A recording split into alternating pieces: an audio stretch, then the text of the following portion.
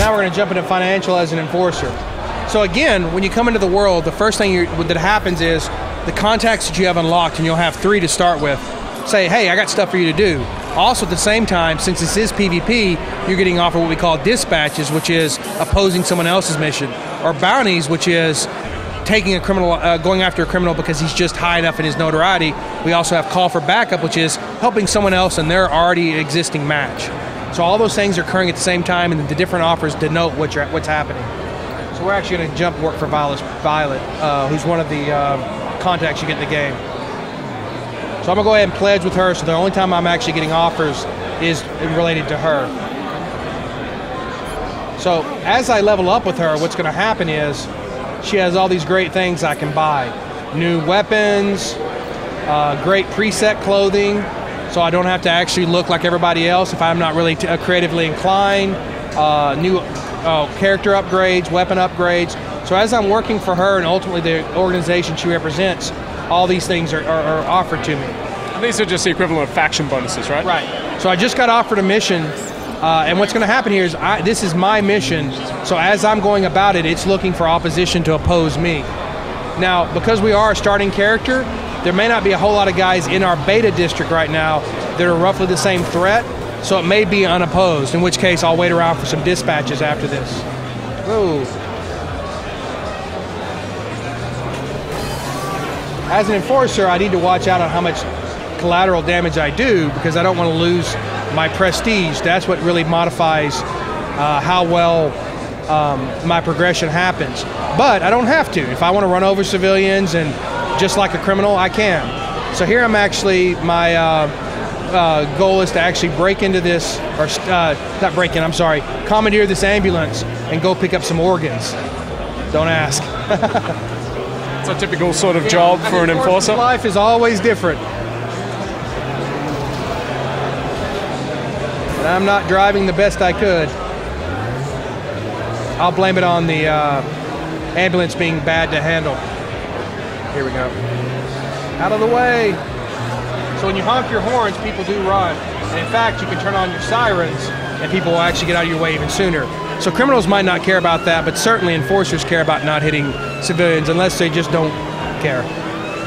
Explain the driving mechanics to us. How do they work on a functional level? So basically, it's pretty simple. It's WASD. Forward is forward acceleration. S is reverse acceleration, and also if you're going forward, braking.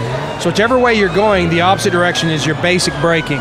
You have left and right turning, and then you have what we call the handbrake, which is a space bar. And what that allows you to do is, once you get a little momentum, you can drift. So I can drift, kick the back out, and this isn't the greatest vehicle to show off any sort of fine-tuned handling, but the idea is that when you really want to start doing complex maneuvers, like driving on top of a gas station, that the handbrake's your friend. And it's the first thing we talk about when we talk about driving in the tutorial.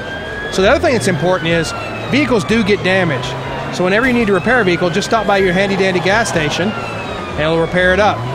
Is there an associated cost with that? So repairs are free. The only cost is if you actually destroy a player-owned vehicle, you have to actually pay money to respawn it. So if you destroy a Living City vehicle, it's gone and you just need to pick up another one. Now this ambulance I'm driving is actually a mission objective. So if it gets destroyed, I have to go back and wait for another one to come back. So it's actually a little more valuable. So here I'm picking up a cooler of organs. Again, it's just a case of hitting the F button to pick up the mission objective? Yeah, so once you pick up like an item like this is what we call a medium task item. While you're holding it, you can't shoot. But you can, if you get attacked, you can start shooting. You just have to pick it up again. But you can't sprint while you're carrying something, a medium item or a large item. Now, I can just carry this and jump in my car if I want, or I can toss it in the back. And now it's in the vehicle. I'm gonna turn off the siren. So now my job is to take those organs to a drop-off point, which is actually behind me. While I'm doing this, I can also turn on my car stereo. I think it's actually playing now. This is actually broadcast in the world to all the other players. So I can import my own music library, or I can use the bass tracks we come with.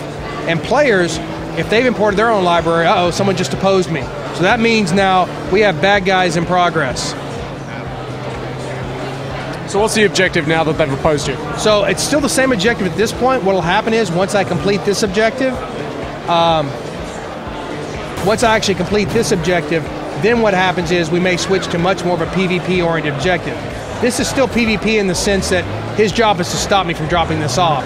Now he's likely not going to do that, but it will switch to something a little more appropriate for a one-to-one scenario here in a second. Grab my little organs and drop them off. Okay, so that's a really quick look at some of the gameplay mechanics we've seen. We've seen the driving, we've seen the customization. When's this guy going to be out? And it's on the PC, right? Yeah, it's on the PC. So it's out June 29th in the US, July 1st and 2nd in UK, Europe. And it's basically, I think, $49.99 MSRP. That gets you unlimited access to the social district and customization and 50 hours for the action district. Past that, our business model allows you to make a choice. You can either choose to continue to pay and get hours, or you can choose to go unlimited for a month. Now, we never ask you for a subscription. It's never recurring. It's always your choice at any given moment when you need more time. On top of that, we use a currency called real-time points. That's the only thing people actually buy from us.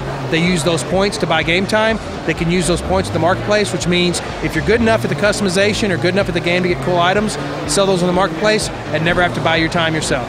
Perfect. EJ, thank you very much for your time. My pleasure. Thank you very much. And stay tuned to GameSpot for our ongoing coverage from E3 2010.